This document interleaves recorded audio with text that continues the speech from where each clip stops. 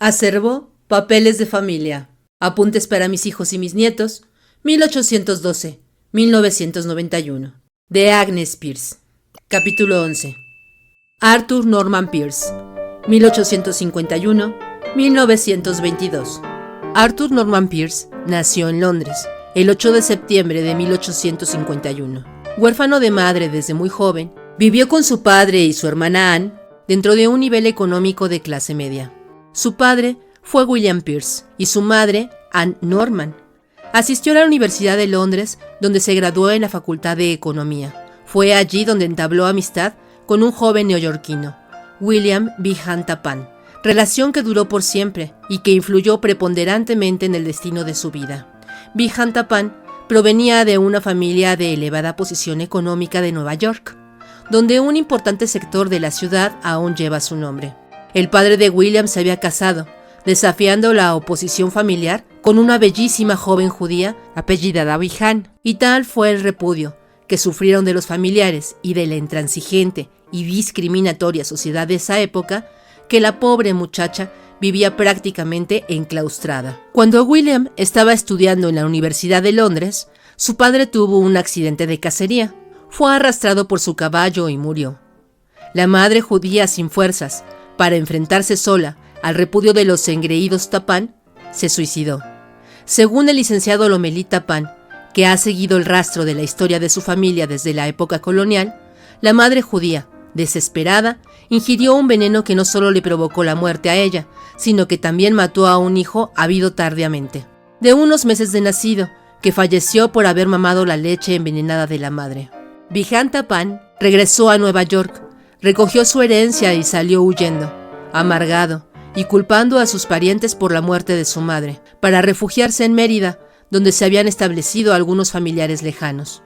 Este rumbo, que tan súbitamente había tomado la vida de Tappan, marcó sin quererlo el destino de su amigo Arthur Pierce. William se relacionó muy pronto con las casas que manejaban exportaciones en Mérida y en Campeche, y empezó a negociar con diferentes productos.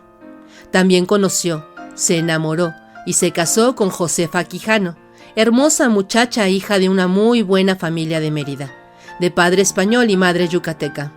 El señor Quijano y su esposa, la señora Navarrete, ambos rubios y de ojos claros, tenían 3 hijas, cuya belleza era admirada por todos. La mayor, Fidelia, ya estaba casada con un señor español de apellido Suárez.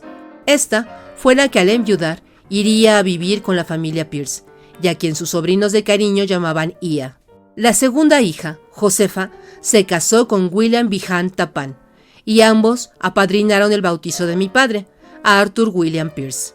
La tercera hija, Clemencia, estaba destinada a casarse con un inglés llamado Arthur Norman Pierce, por ese entonces recién graduado en la Universidad de Londres. La relación epistolar de William Behan Tappan con Arthur Pierce continuaba, y en sus cartas lo invitaba a venir a Mérida. Su razón primordial era el cariño fraternal que siempre los había unido, pero sus misivas tenían siempre el mismo colofón. Ven, Arthur, estas tierras son ricas, la gente es cordial, el clima cálido y reconfortante, y las posibilidades muchas. Cuando Pierce salió de la universidad, consiguió un buen puesto en una casa exportadora e importadora auspiciada por la Lloyd's de Londres. Entre los productos procedentes de América que manejaban y que Inglaterra distribuía y consumía en grandes cantidades, estaba el palo de Campeche o Ditzya, muy solicitado como tinte por su florescente industria textil. Sin embargo, pese a que la demanda era cada vez mayor, la mercancía a veces escaseaba porque los embarques sufrían demoras, pérdidas, suministro insuficiente e inconstante, por lo que la importación estaba plagada de problemas.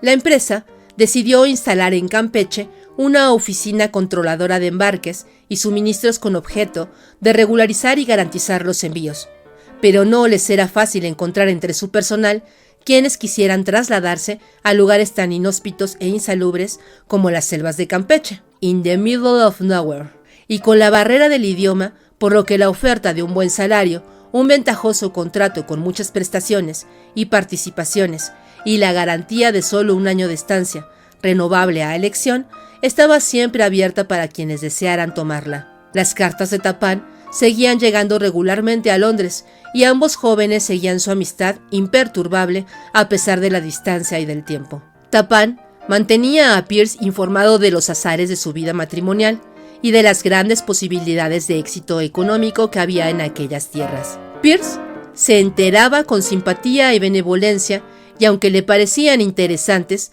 nunca jamás se le hubiera ocurrido dejar su nebulosa Londres para internarse en lugares que, según él, no eran sitios donde ningún ser humano, y menos un inglés, pudiera tener esperanzas de sobrevivir más de un mes. Sin embargo, dos acontecimientos muy cercanos, uno al otro, le hicieron cambiar sus perspectivas. El primero, no tan definitivo pero de significación, fue el matrimonio de su hermana Anne con el señor Tugwell, y el segundo, el determinante, fue la muerte de su padre. Una vez que ambos hermanos dividieron equitativamente los bienes familiares, que de ninguna manera eran considerables, Pierce solicitó el puesto de ultramar, que de inmediato le fue concedido. Su contrato especificaba estancias alternadas de 12 meses en Mérida y Londres o cancelación inmediata del compromiso en caso de enfermedad o inadaptación al medio. Pierce partió ilusionado hacia su curioso nuevo destino, y aunque no tenía fe en permanecer por esas tierras por más de un año, sí estaba ansioso de volver a ver a su antiguo amigo. En 1880, con 3 años de experiencia en importaciones y 28 años de edad, Pierce se instaló en Campeche. Su absoluto desconocimiento del idioma español, y mucho menos del maya que hablaban los indígenas, lo suplía repasando todas las noches las anotaciones fonéticas que había hecho durante el día, de cuanta palabra oía y podía entender.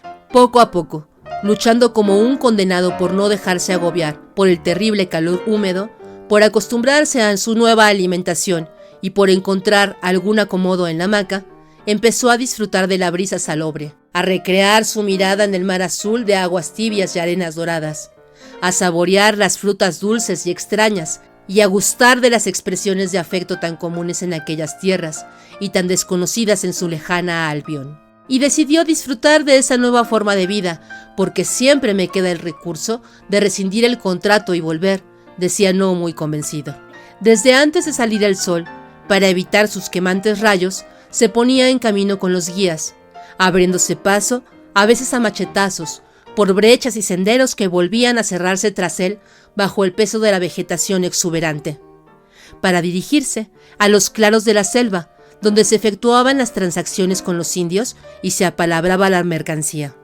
El calor lo agobiaba, y el no entender lo que hablaban a veces lo enloquecía, pero hacía sus apuntes para repetirlos una y mil veces en la soledad de su cuarto, luchando con el impedimento de su propio idioma. Poco a poco la selva llegó a serle familiar, esa misma selva en la que 70 años después habría de caer un avión envuelto en llamas tripulado por su nieto Arturo, cuando efectuaba un transporte de chicle en su viejo avión sobrecargado que desde el aeropuerto de Campeche volaba al corazón de la selva.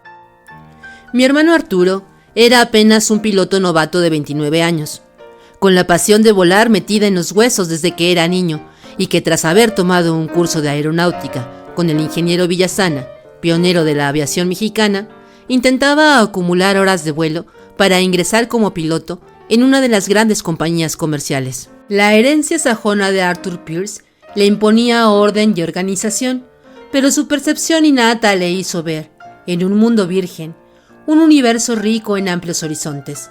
La de mayores posibilidades, pero aún deficientemente explotada, era una fibra que sacaban de una planta de pencas, que llamaban sisal o pita, que así le llamaban también a los costales que de ella hacían, y los más la nombraban enequén, que Pierce y su hijo Arturo siempre pronunciaron genequén. Esta fibra ya tenía un comercio establecido sin ser muy importante, que llevaban a cabo hacendados y distribuidores en forma independiente. Por su experiencia en el negocio de importaciones, Pierce supo que había encontrado un buen producto que, debidamente manejado, tendría más importancia que el palo de Campeche. En 1882 se trasladó a Mérida para iniciar su proyecto. Su gran amigo William B. Hunt Tappan, que había sido su constante compañero desde su llegada, aprobó sus planes y le dio toda su ayuda para promover la exportación del henequén a los Estados Unidos, cuyo comprador principal era la International Harvester, lo cual significaba enfrentarse a graves problemas económicos mientras su sistema funcionaba. Como su cercanía con Tappan había propiciado un romance con Clemencia Quijano, renunciar a su empleo significaba no contar con un ingreso seguro, y debido a que su pequeño capital lo había invertido en viajes para cerrar transacciones y en la instalación de sus oficinas, el panorama no era tan favorable como para lanzarse a una petición de mano.